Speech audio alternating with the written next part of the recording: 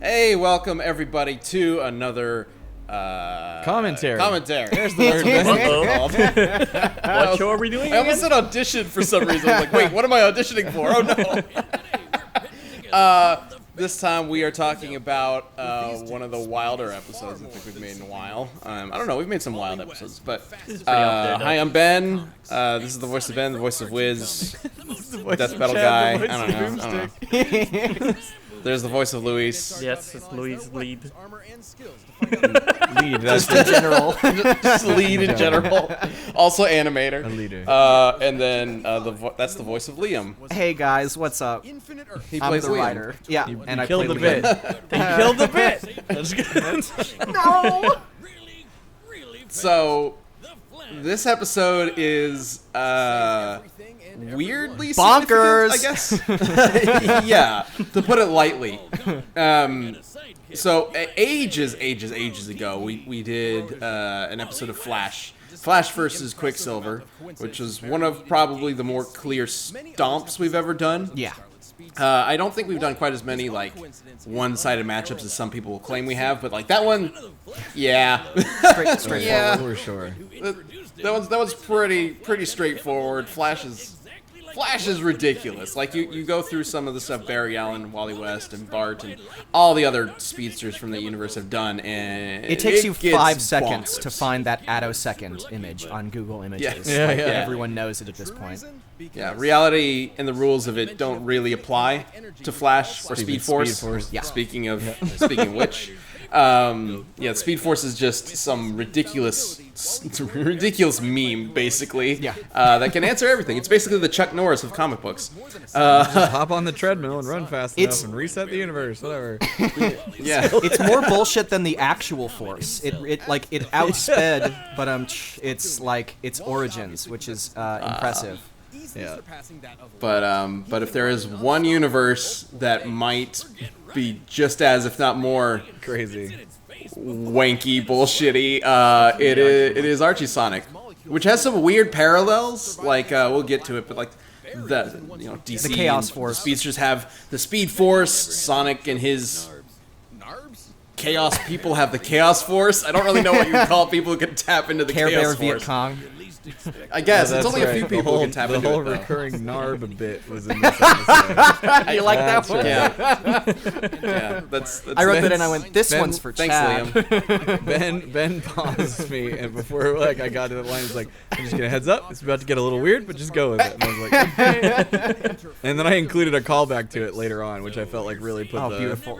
which put the I'm pretty sure in an early draft, Liam had it come up multiple times. It was a And I think we three-peat. cut it down quite a bit.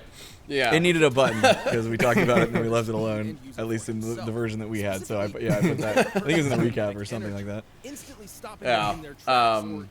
But anyway, we are specifically doing, so the theme of this episode was the fastest Flash versus the fastest Sonic. Wally West, okay, I've seen a couple people debate this. Like, there's some debate over what Flash really is the fastest, because I believe it's Bart Allen who has performed the fastest feat. But generally speaking, Wally is the fastest normally. He's Bart overall the needed a lot of best. extra stuff. Yeah. Bart needed a bunch of other extra stuff in order to achieve that speed. Like he was like using other universes and whatnot, I believe. And in whereas fact, Wally, Wally can just do it on his own. Yeah, and Wally has in Flash Forward, he ran faster than the Speed Force, so that like it puts him back into contention for being the fastest. If you can really call it speed at this point, I don't even know Yeah. what it is when you run faster than speed. What that is? This is an episode where like there's numbers. We can throw numbers out there, Yeah, but it at a doesn't certain point, matter. it just is kind of meaningless because it's like, what speed is faster than speed itself? Yeah. Like it doesn't exist, so we can't put a number to it. Yeah. Later on, we talk about Wally outracing death itself and Yeah. Sonic outracing time. Like, Yep. what do you do? Running what do you How do do? you Running calculate that? infinitely fast is Oh, like old that's- news for these guys too. So That still takes me back to when we had to. It was like, well, they lifted the book of infinite pages, it's like, and then it was like Superman and Wonder Woman teamed up, and they lifted eternity. The weight of him was eternity, and I'm like, so like So what the fuck? Like they he can They go to the lift, gym. he can lift infinity in half of eternity at least. Okay. So every time you throw a punch, you have to hold back infinitely in order to not punch infinitely. Yeah. Welcome to comic books. And when they try to be all like super artsy, sometimes it works really well, and other times it's like, what are you even trying to do, man? Yeah. How much do you weigh? I weigh eternity. Cool. And Flash's whole shtick is that he's like the science superhero. It applies to both Barry and Wally. So you really get that. You really get that extra bullshit with the Flash, because they can throw in some physics terms, and you go, okay, yeah, but it doesn't mean anything. At the same time, sometimes it can. Like when there's some logic applied to it, I like that. When you can apply logic to superpowers and be like, this character, you know, going into like Avatar or whatever. That's a very simple example. Like, this character can bend water, move water around. Then you add some science to it, and you're thinking like, well, wait, what else can they bend? Blood? You know, sweat? Like, bringing other elements in to like change things up, and I love that. I guess it's not quite the same thing as, you know, calculating the speed of a vibrational force so that it can phase through a specific other sort, but it's essentially a similar concept. Wally in a way. uses his brain a lot. Could a waterbender bend a person because of the amount of water that are naturally in our bodies at all times? That's bloodbending. Yeah. But not bloodbending. Like just from the water inside of us. Oh, like could they like pull out your stomach or something? Yeah. I don't know. I'm just curious. It's like the equivalent of metal bending with Toph, like doing the little bits and pieces. Yeah, and they can like manipulate plants and stuff with it. Like there's one character that manipulates vines and things. Got it. Question for another time, but it's tough. I'm curious about it. Here we are with Sonic. the character that is probably the main draw for this episode. Here's what's so funny to me about Archie Sonic. Is that like Ben and I both grew up with, I guess, different Sonics, or I guess Ben grew up with more. For me, Sonic is a video game character that I played the video games on, and I will never forget the first time Ben and I started having a conversation about Sonic, and he starts telling me about the comics that he read and like all this stuff, and I'm like, what? Like, I mean, I watched the cartoons, like Sad I Am was awesome, like, and then he's just like, oh no, like, and he goes in this whole thing about all this crazy shit that this character's done. I'm like, what? Yeah, so where everybody else I knew was reading Spider-Man and Batman and, you know, Wonder Woman or playing Mario. Mario was, of course, you know, the most popular game at the time. I was stuck with Sonic on, like, basically everything for some reason. Archie Sonic was, like, the comic that I was subscribed to for the longest time as a kid. Sonic the Hedgehog was my first video game on the PC of all things. Same. Like this character was sort of like a driving force for my early years, which is why I think it's hilarious that I didn't turn out to be a furry. Everything in my life was trying to make me a furry. And I want to make that very clear right now. No, furries are great. But like, different stuff. it's just weird to me that didn't happen. Like, I never was like, oh, I should go try out a furry con. Like everything around me when I was a kid was telling me to do it. Damn you, Sally Acorn. I don't know. You temptress. Exactly. I mean, when I was a very little kid, my first crushes were April O'Neil and Bunny Rabbit. It's a rabbit, so it didn't go anywhere, but you know, whatever. My wife was named April. Hey, Bunny Rabbit is awesome. She used to tell kids in school that she was named after April O'Neil, just for like cool. Oh, that's awesome. Nice.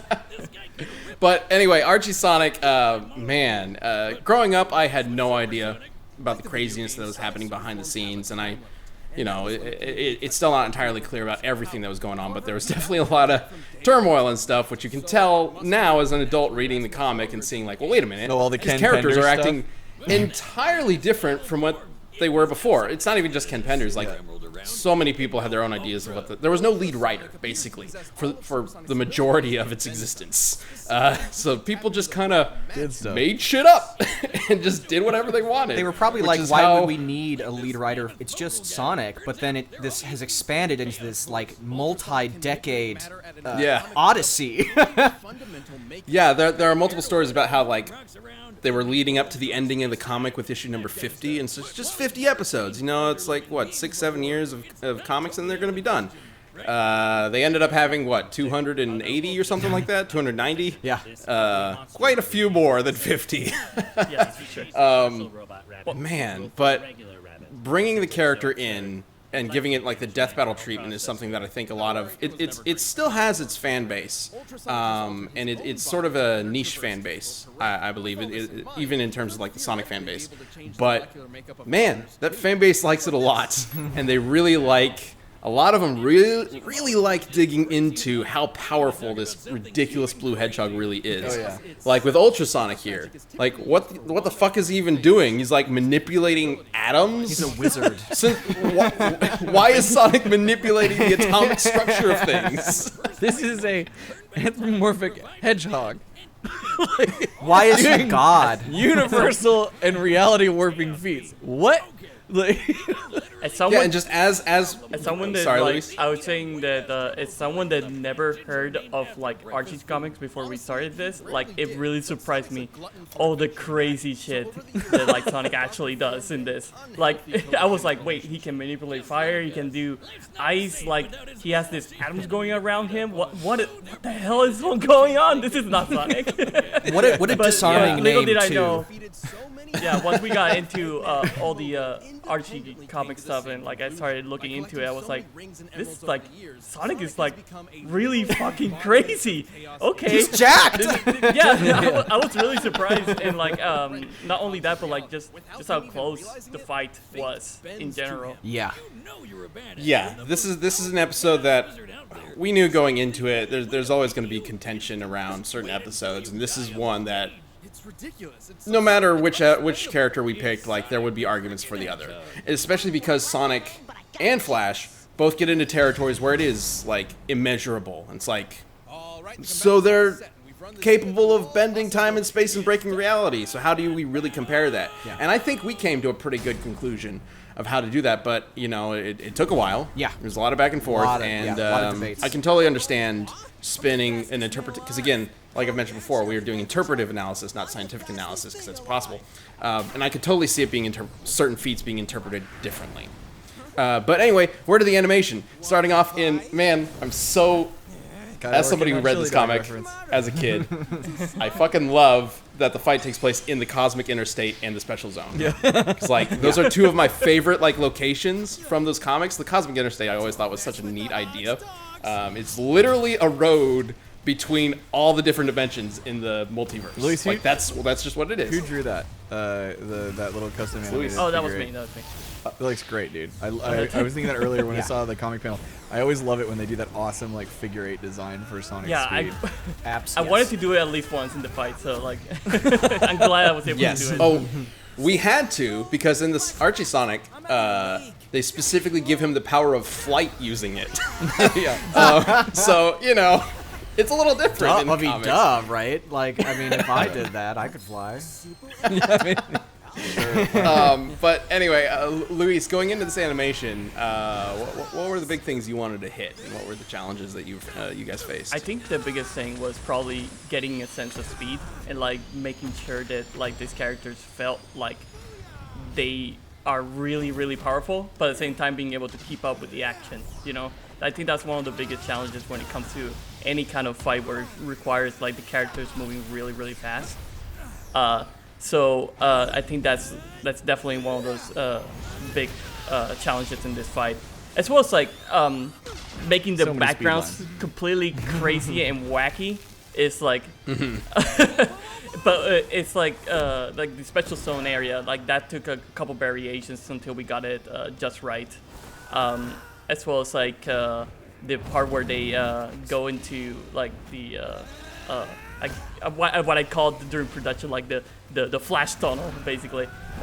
This part here, this took a lot of Wow, time. dude, on command. That was perfect. Yeah.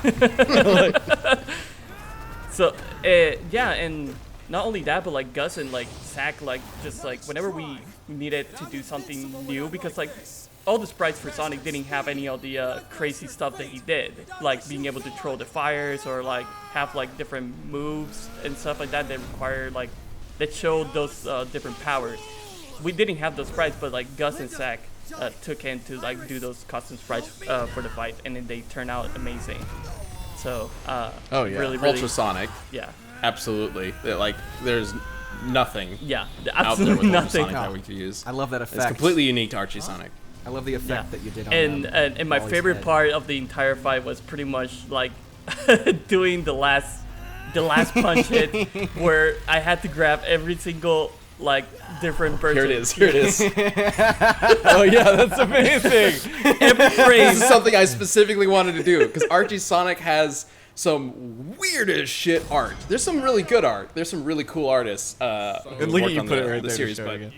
there's been some weird art as well. So I really wanted to, as somebody who would read these comics and look at Sonic with his goggle eyes and think, who the fuck thought he should look like that? Why does he have one I eye? thought we got to explore that, right? And there's even a line in I believe in the rundown where we kind of call out one of them. Yeah. Nothing against the artists at all. I know all of them have their unique style and we're pressured a lot in some of these projects, but it's just something that's I think stands out to a lot of Archie readers. I really look forward to seeing people like posting all the different frames because there's like over 40 images in that. Like Was there over really? 40 Yeah. Yeah. Every Oh, frame there's is a some good different. ones. It's a different Sonic. So Damn. it's a Like pretty crazy. there's one of an alternate Sonic who's super buff. There's one of Sonic without his Night of a shoes on, so you Thousand see his feet. I'm curious. Oh, did you? It's weird. Yeah. Did you work in the original movie, live action movie Sonic at all? I did not, but it's, You know, funny. Luis wanted to, and I actually shot that down because I wanted to focus on just the comic book stuff. Although I think there's a couple little extra things hidden in there, Yeah. but I don't want to get too far into it. Oh, did we hide Sega to Sanshiro and Chuck Norris again since we're in space? Is that somewhere? Maybe you'll have to look Maybe for it. we'll Who see. knows? I love it. What was the last one we did but- that on with people caught? Actually, it was pretty recent. It was a Beerus Glass. Yeah, that's the one. So- Yep. I remember seeing Yeah. all the comments. It was just like, that's my favorite, like, ongoing death battle joke. Even though I don't think most people No, who watch and Death that's Battle one these of the days even know what the hell it is. That's one of the reasons it's my favorite, because you had to have been watching our show for a really long time. Right, I that was loved it. I love like 2015. looking at people like reacting and then saying, "What's that?" Like I don't know what that is. Like but in the corner, is that did Beerus do that? It's like no. I did like it when people would interpret it as not even Hakai could destroy Man, we're kind of skipping over the analysis stuff, but it is going to be. I'm somewhat dreading the Q&A podcast for this episode. Yeah. Not necessarily because I think like we're wrong or there's going to be a lot of like big questions to talk about, but it's just that there's going to be a lot of information to talk about. Yes. There's just so For much both characters. to talk about. I mean, Yes. I did Wally research, and it was the days and days, and I went through hundreds and hundreds of comic books, and with Wally, like every issue has a new weird thing that he does. I know, So, and Yeah. and it's like weird how much of it becomes relevant. I'm glad we fit that meme in. I really petitioned. I was like, "This is gotta make it in somewhere." Did Josh edit this episode? Cole and Gerardo. Oh, there's a Conehead reference earlier. I would have pegged that it would have been Josh. I believe that was from Gerardo. Nice. Yeah, for the, I think there was a line that you added too. Like when we introduced chaos, you were like my conception. Yeah. And I was like, wait, what? Or so I'm told. I have a little alarm in That's my right. brain when I'm writing. I just every couple of lines I have to write in like a really weird joke. I'm like, it's been a while. I need to throw in. Oh, this is a good. Yeah, okay, we can make a Boomstick's birth joke. Great. There it is. At this part right And here, then now I told Boomstick Ben has that access he's to the Speed Force. this existing has completely screwed him for the inevitable Wiz versus Boomstick battle. No, it hasn't though. See, because Wiz is the one who gave you access to the Speed Force. So all he has to do is chug the same drink, and then he. Oh my god! I had this exact dialogue in my brain as I was writing that line. I was like, what is this going to do for the inevitable series finale? I love that this is kind of what it's turned into. Like we're thinking about whenever that episode comes, if it ever does. For all I know, death metal is going to exist for 100 years, and we'll be dead before it ends. I don't know. But, And that's Wizard the Whip fighting is gonna be caveat. If you crazy. never get the end, it's the first of us to die between Ben and Liz. Or, sorry, between Ben and Oh no.